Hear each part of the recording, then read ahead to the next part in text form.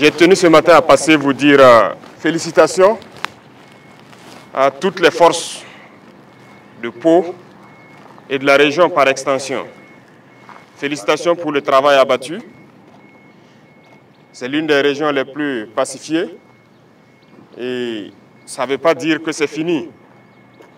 Vous encouragez aussi à continuer le combat. C'est une zone très dense avec assez de forêts. Certes, vous avez pu faire reculer l'ennemi qui avait tenté de s'implanter ici.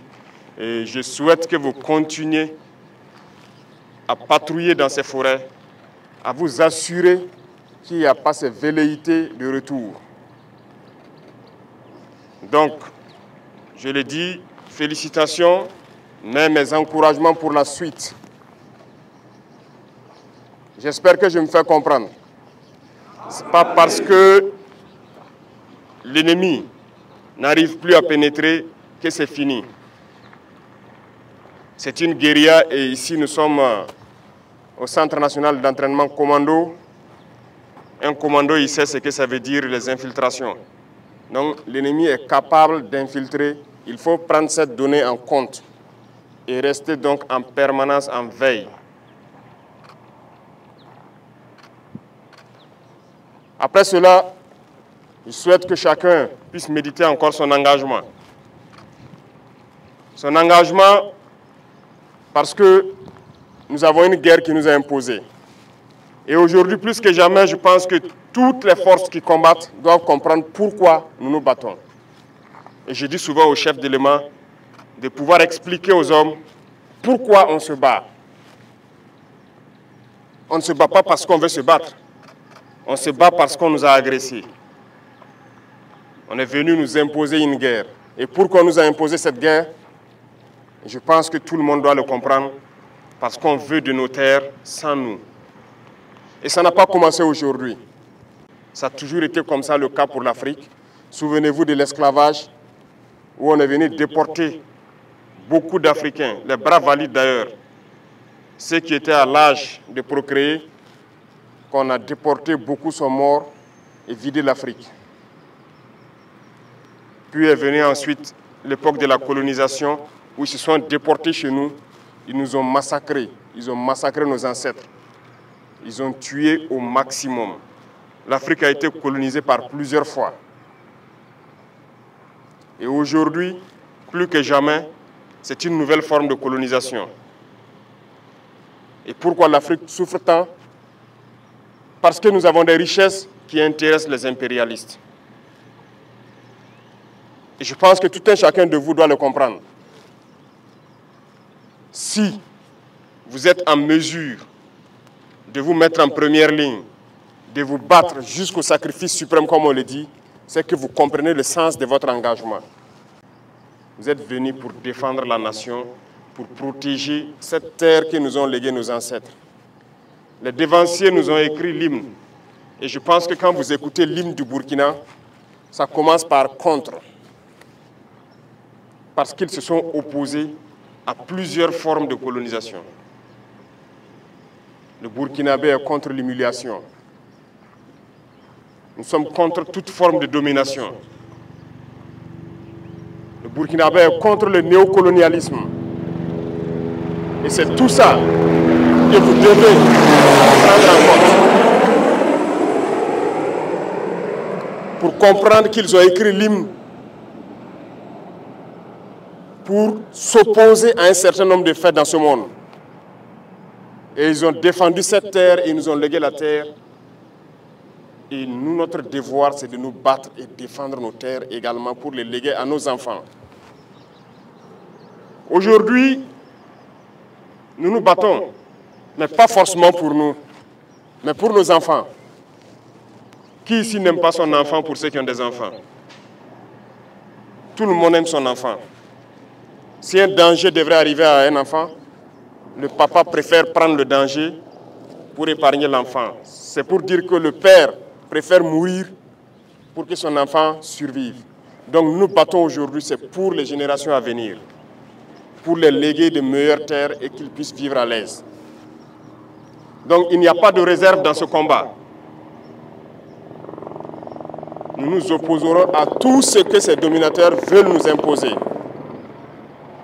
Et vous devez continuer à vous battre pour ça. Écoutez bien notre hymne. Et ça doit vous donner plus de motivation. Engagez-vous, parce que je le dis souvent, le Burkina est très riche. Aujourd'hui, nous avons grandi en effectif dans les forces armées, dans les forces de sécurité intérieure. Et en termes d'équipement également, nous avons beaucoup fait d'efforts. Mais où est-ce que nous avons eu ces ressources?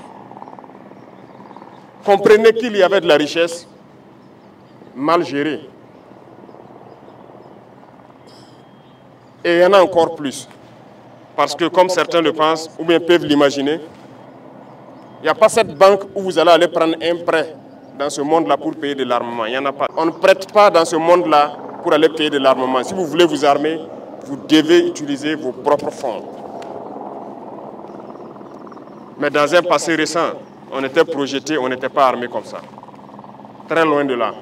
Je pense qu'il y a beaucoup d'anciens ici qui ont vécu la même chose, qui peuvent conseiller aux plus jeunes. Qu'est-ce qu'on vivait hier seulement et qu'est-ce qu'on vit aujourd'hui? Et ça doit vous donner de la motivation à vous battre.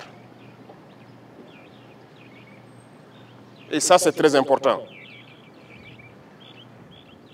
Battez-vous pour vos terres. Battez-vous pour léguer un Burkina meilleur aux générations à venir. Battez-vous pour qu'on puisse exploiter décemment nos ressources et que ça nous profite.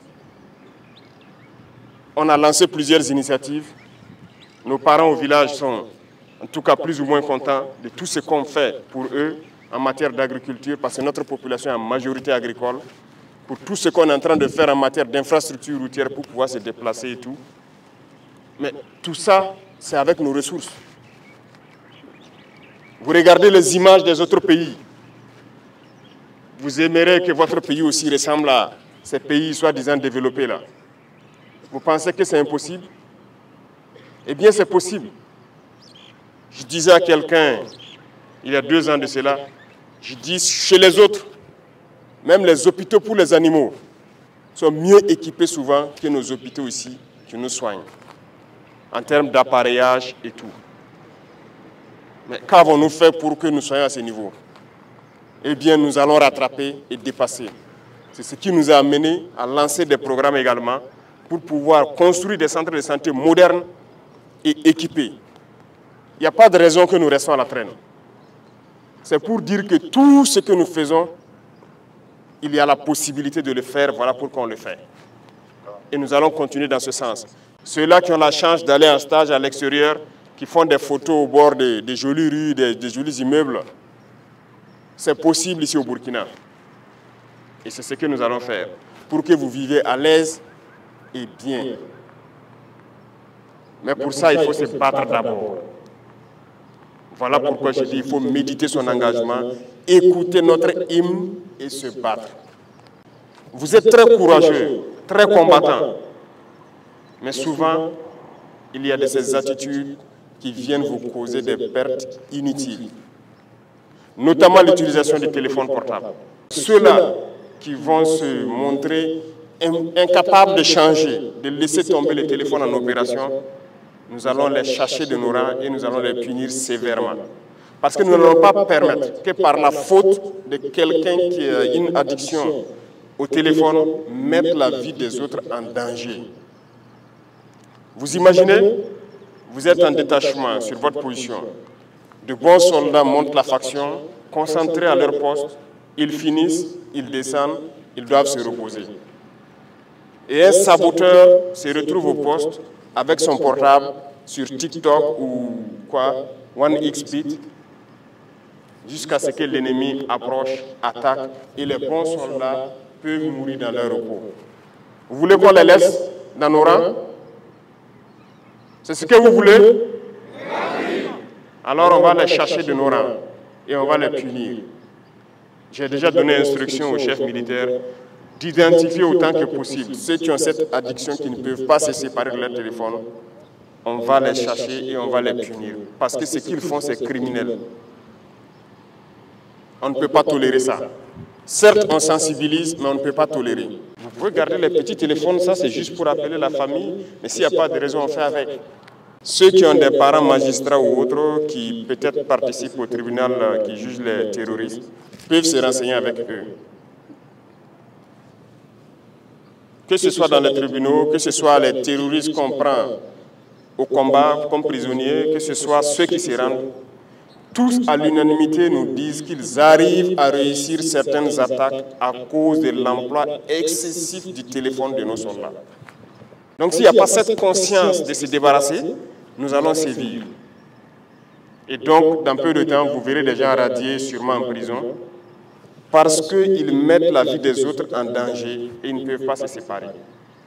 De toute façon, c'est assez clair. Il y a une note de la hiérarchie militaire qui interdit les téléphones en opération. Après la phase de sensibilisation vient la phase de répression. Nous n'allons pas tolérer que des gens mettent la vie des autres en danger. Même votre propre vie que vous mettez en danger avec le téléphone, vous n'avez pas le droit parce que vous ne vous appartenez pas. Un militaire, il appartient à l'armée. Vous ne vous appartenez pas, vous n'avez pas le droit de faire ce que vous voulez. Vous faites ce que l'armée veut. Donc, chacun doit pouvoir passer le message pour que ce phénomène-là, on puisse le combattre. Si je le dis avec insistance, c'est parce que c'est assez grave. Ça vient annihiler votre courage souvent. Et ça vient faire souvent qu'on perd de bons combattants. Parce qu'il était au repos et un faux combattant a fait en sorte que l'ennemi s'approche et attaque et le trouve qu'il n'est pas prêt. Donc combattez cet usage excessif du téléphone-là et passez le message aussi clair que je vous le passe à vos camarades. Je sais qu'ici vous trouverez des soldats de toutes les classes. Passez ces messages aussi clairement. Et ceux-là aussi qui intoxiquent dans les rangs, parce qu'ils sont peut-être aussi intoxiqués par les apatrides qui sont sûrement à l'extérieur et qui continuent de combattre le Burkina sur les réseaux sociaux, à travers les médias et tout. Il faut faire très attention. Lorsque quelqu'un vous dit de ne pas vous battre, il veut vous soumettre. Vous voulez être esclave? Vous voulez être dominé? Donc, il faut se battre. Il n'y a pas une seule solution. Le Burkinabé ne négociera pas avec son ennemi. On va se battre et nous allons vaincre. C'est la seule chose qui puisse prévaloir. Il n'y aura pas une seule once de négociation avec qui que ce soit. Ce sont nos terres, nous allons nous battre. Ceux qui sont venus nous attaquer, ils mourront sur ces terres-là. Nous ne lâcherons rien, absolument rien. Même pas un seul centimètre carré. Donc, je vous souhaite de continuer à vous préparer, de rester toujours en état d'alerte, même si vous n'êtes pas en opération, il faut rester en état d'alerte. Parce qu'à tout moment, vous pouvez être en opération. Il faut se préparer au combat et ça ne doit pas durer cette guerre encore. Parce que nous mettrons tout en œuvre pour que le combat reprenne une certaine intensité et anéantir cet ennemi-là. Félicitations à toutes les forces qui se battent et souhaiter que vous continuez à faire corps avec la population civile. Parce que c'est très très important. Nous, on n'a pas connu forcément cet amour entre armée et la population civile il y a des années de cela.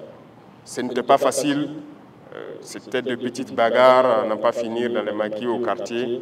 Mais aujourd'hui, l'armée et la population sont soudées.